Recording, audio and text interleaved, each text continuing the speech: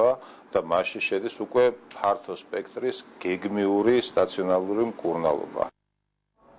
დღეიდან იწყება საქართველოს მოსახლეობის საყოველთაო აღწერის მოსამზადებელი ეტაპიც რეგიონებში საცხოვრებელი შენობებისა და ოჯახების აღწერის შემდეგ მოქალაქეების აღწერა მოხდება. პროცესის ჩასატარებლად 18 მილიონი ლარი დაიხარჯება.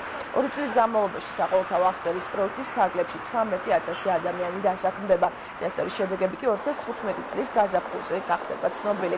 მოსახლეობის საყოველთაო აღწერა საქართველოს რეგიონული განვითარებისა და ინფრასტრუქტურის სამინისტრო და საქართველოს სტატისტიკის ეროვნული სამსახური ჩაატარებენ. პროექტის მოხდება მოსახლეობის დემოგრაფიული, ეკონომიკური, სოციალური და სხვა სფეროების მიხედვით დაყოფა.